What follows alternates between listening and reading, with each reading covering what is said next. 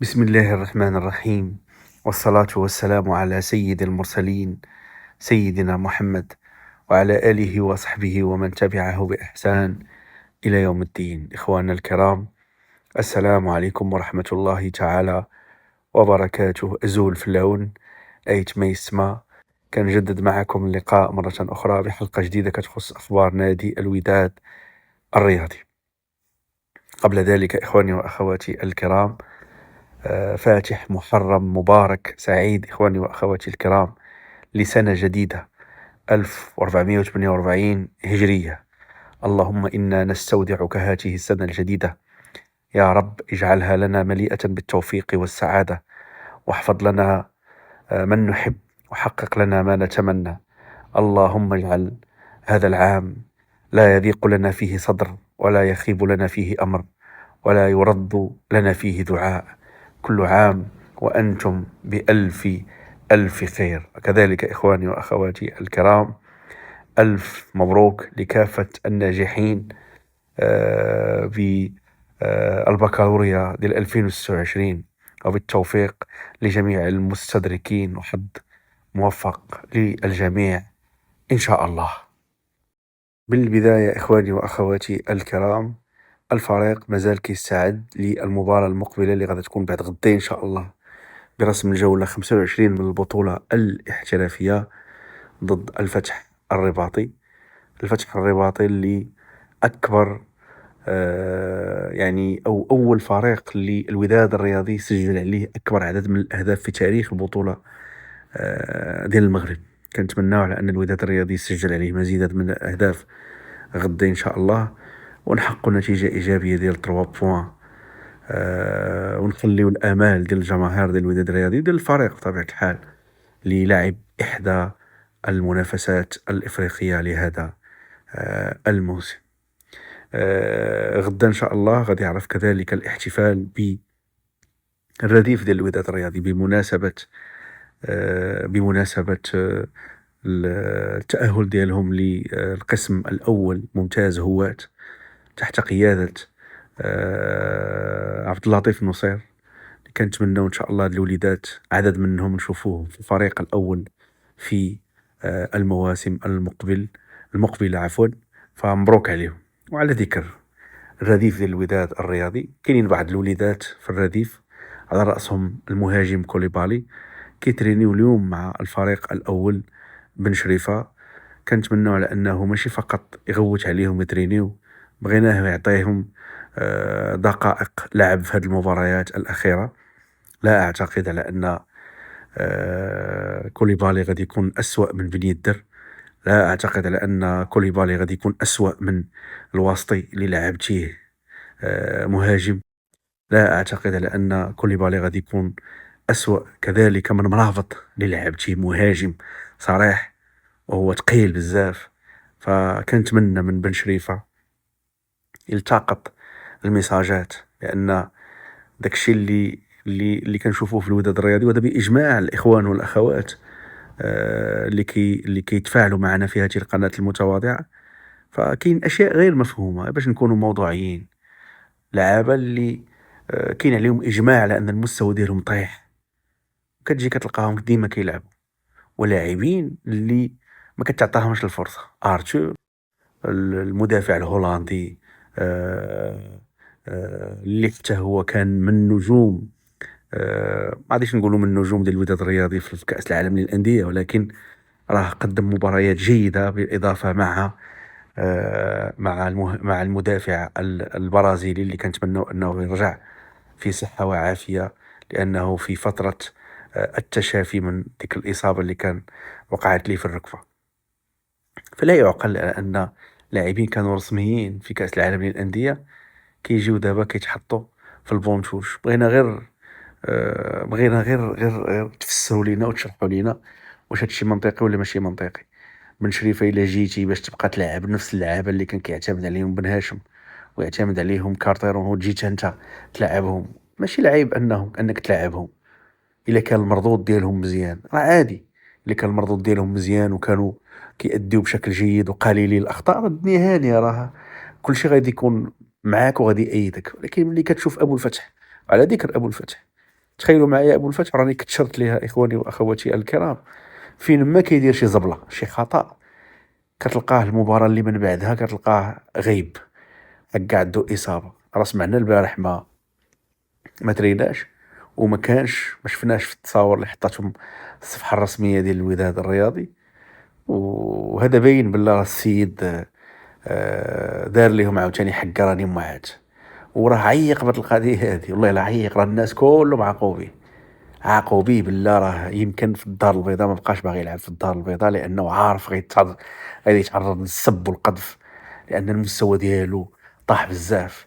بالنسبه لي ابو الفتح، الا لعبتيها بن شريفه غنعرفوك حتى انت منبطح لايتمنى، لان اليوم اللعابه اللي كيلعبوا في الوداد الرياضي ما عرفناش واش كتبغيو تروجوا ليهم باش تبيعوهم، واش كاين اوامر من الاداره باش انكم تلعبوهم، لان حنا عارفين بلا راه كانت اخبار على ان فيريرا المدافع البرازيلي كانت كيتضغط عليه باش انه يمشي لليبيا، وما بغاش يمشي لليبيا، وبعد ذلك تم تهميشه. ما عرفناش واش المدافع الهولندي حتى هو نفس الشيء، لذلك تم تهميشه.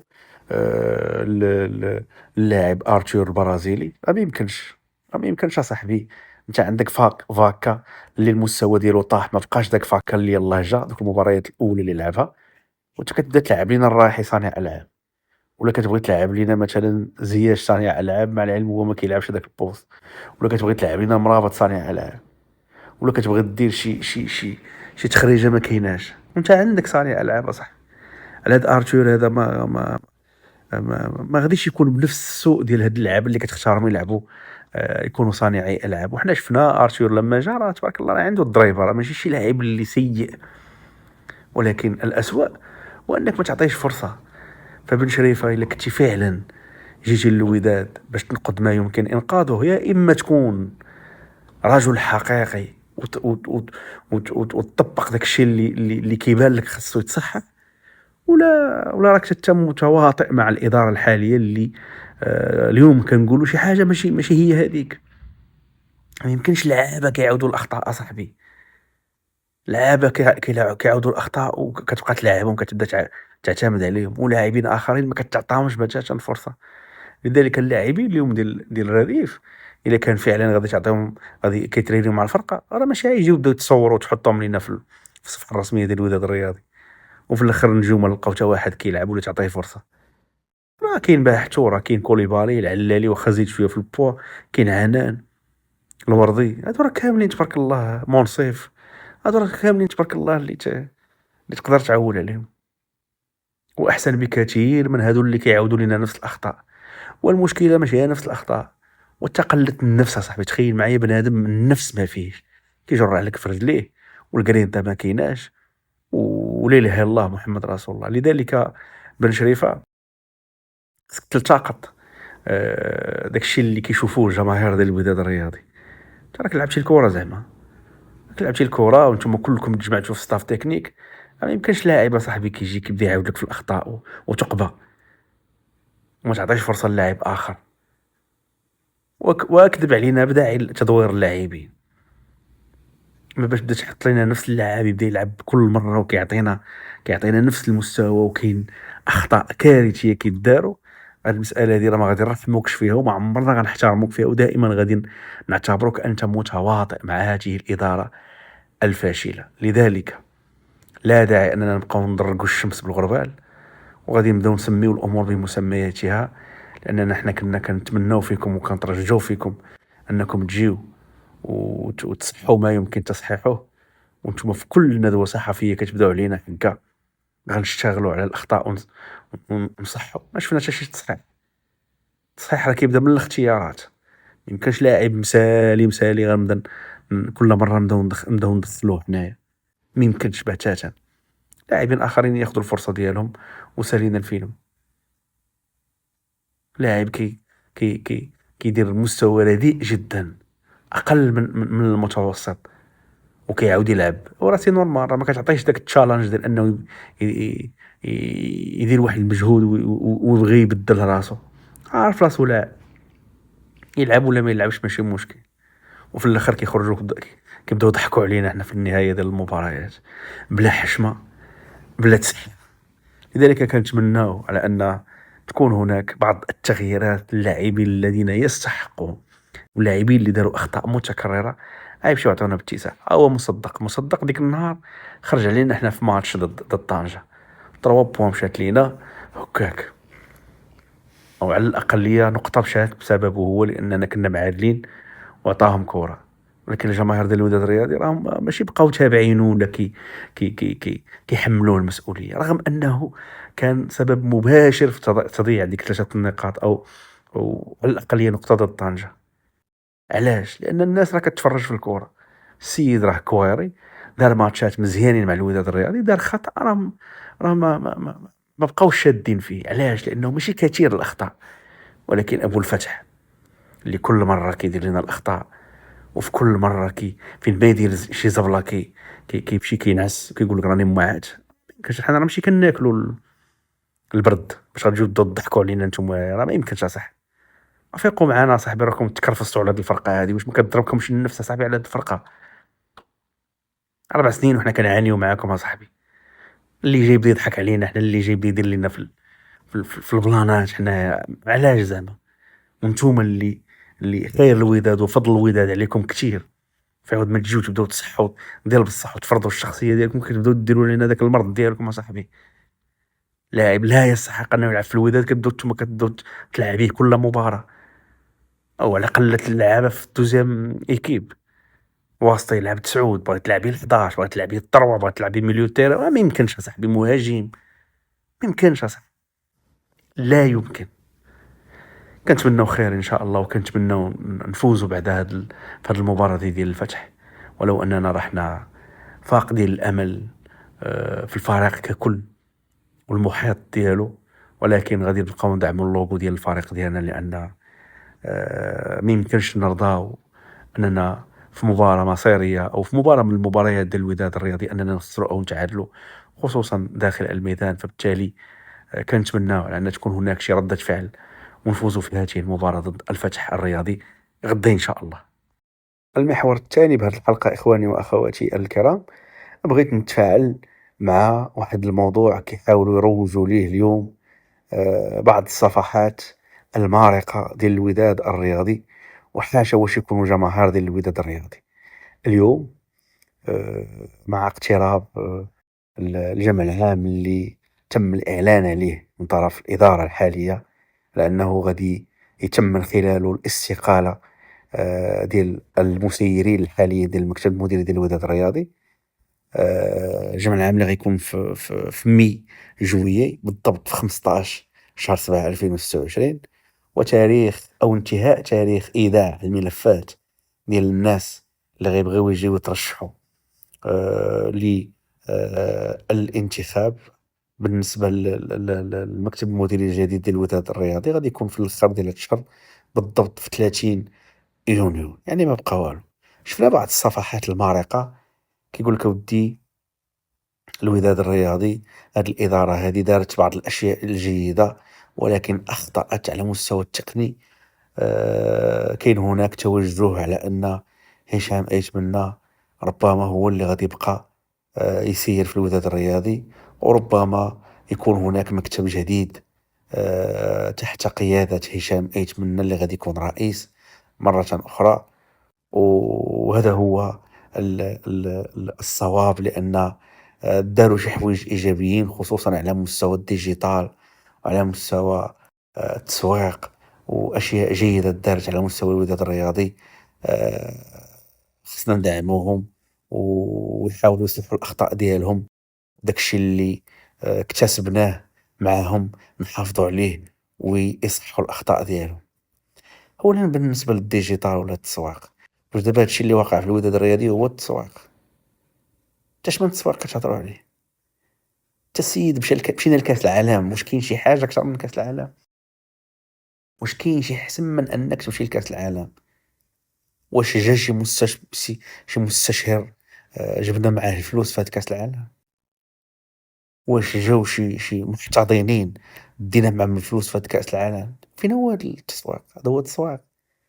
راه هادشي اللي دار في الوداد الرياضي راه بازيك، يعني أقل ما يمكن أنه يدار. علاش؟ حيت عندك لا باز أصاحبي، راه عندك قاعدة جماهيرية كبيرة كيضلوا يلغطوا عليك في وسائل التواصل الاجتماعي، وعباد الله وراه بغينا لي ستور ديال الوداد، وعباد الله وراه بغينا ملي نشريو لي برودوي ديال الوداد، وعباد الله. واش التسويق؟ التسويق راه خاصك دير شي حاجة جديدة اللي ما على بال حتى واحد، كتكون فكرة ديالك وجبتيها ودخلتي بها عمار للفرقة تحسب لك. أما الناس هي كتبكي وكتشكي كتقول لك واه عباد الله حنا باغيين نشريو لي برودوي، خصوصًا أنهم ما كانوش كيبغيو يشريو لي برودوي من داك الستور اللي كان مستعمرو الملوكي الإداري السابق في نادي الوداد الرياضي، كانوا ما كيبغيوش يشريو من عنده لأنه عارفينه هو اللي كيستافد من آآ العائدات ديال البرودويات ديال الوداد الرياضي. أما بالنسبة للديجيتال، الديجيتال راه الوداد الرياضي عندها قاعدة جماهيرية كبيرة وكبيرة جدًا.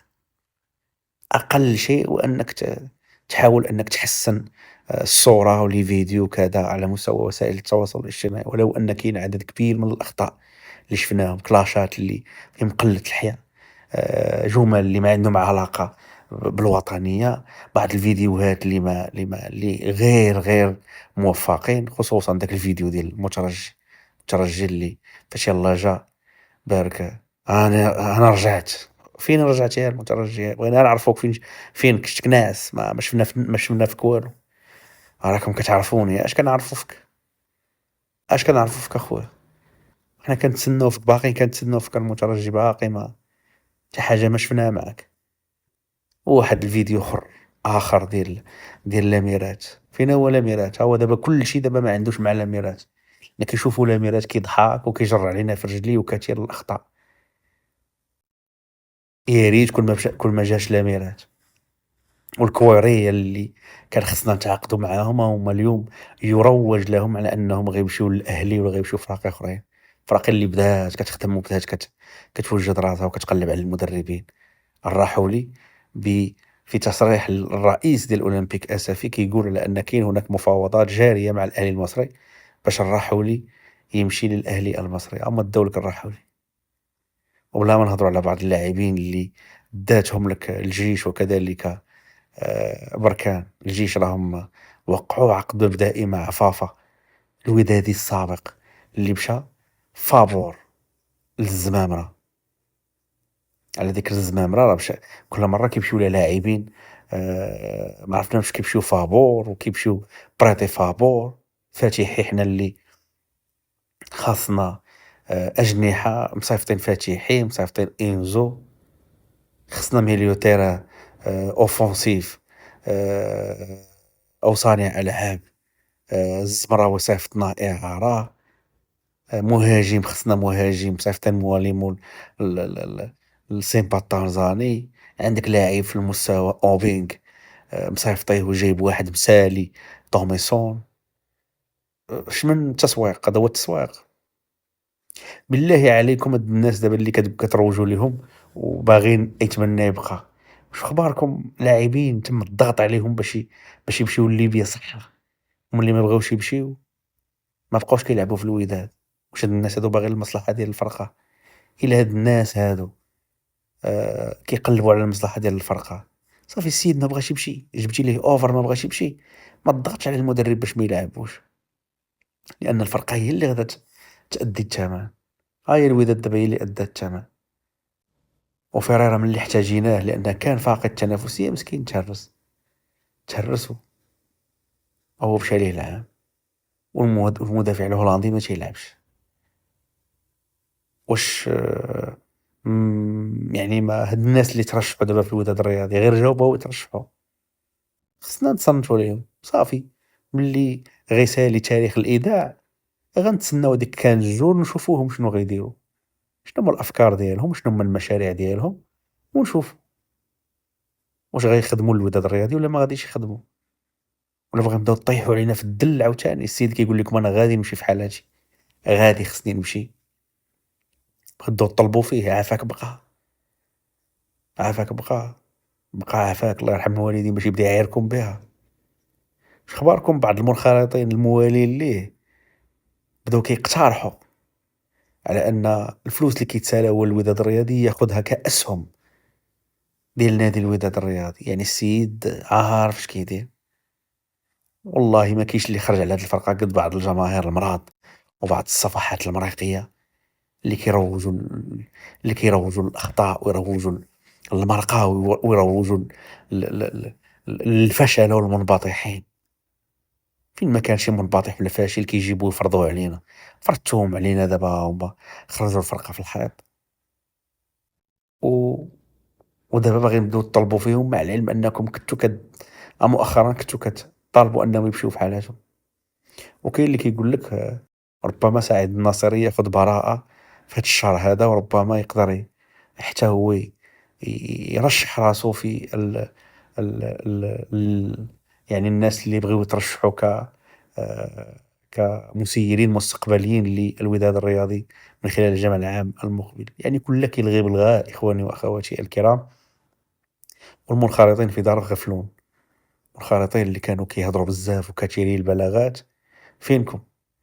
ما جبتوا لنا أشخاص، ما منكم شي وحدين خرجوا باش يترشحوا، باش يهضروا، باش يقولوا فوالا حنا عندنا لوائح باش أننا نسيروا الوداد الرياضي، ولا كنتو نتوما كتروجوا لراسكم كثيري الكلام. كيقول لك الفم ماضي والدراع قاضي. هي هذه الفم عندكم راكم ماضيين فيه والهضرة، والدراع ما كاينش. زيدوا على قلة النفس ديال دوك اللعابة اللي خرجونا تما في حيط، لا مسؤولين في المستوى، لا منخرطين في المستوى. بعض الجماهير المرضى المراهقين اللي خرجوا الفرقة في الحيط. ولكن الله يا وداد، ديما وداد إخواني وأخواتي الكرام، عاش الوداد الرياضي ولا عاش من خانه، وديما مغرب. أكون بهذا قد أنهيت هذه الحلقة إخواني وأخواتي الكرام، والسلام عليكم ورحمة الله تعالى وبركاته.